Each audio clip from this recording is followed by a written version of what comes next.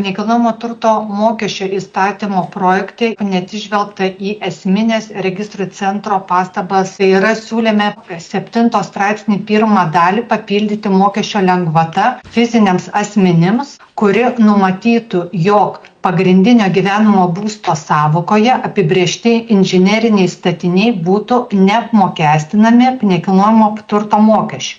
Taip pat atsisakyti nekilnojamo turto registro išrašo rengimo ir teikimo patikslinant projekto 11 straipsnio 4 dalį. Dėl to, kad siūlomoje pagrindinio gyvenamo būsto sąvokoje apibrėžti inžineriniai statiniai daugiausia apimtų kiemo statinius. Tai yra tvoros, šuliniai, stoginės, pavėsinės, kiemo aikštelės ir panašiai, kurių vertės lyginant su būsto yra labai nedidelės.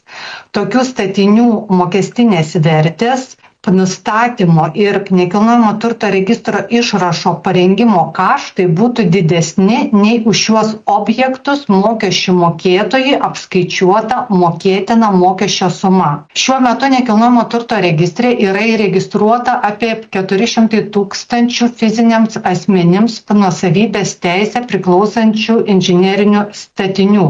Mokėtina mokesčio suma 99,5% inžinerinių objektų skaičiuojam pagal dabar nustatytą jų vidutinę rinkos vertę būtų mažiau nei 5 eurai. Taigi, projekte numatyti pakeitimai lemtų papildomą administracinę naštą mokesčių mokėtojams, tai yra išaugsianti kreipimusi skaičių dėl mokestinės vertės perskaičiavimo, taip pat lemtų padidėsiančias valstybės biudžeto išlaidas verčių nustatymui, tai yra apie 2,7 milijonai eurų ir, aišku, žmogiškųjų resursų trūkumo registrų centre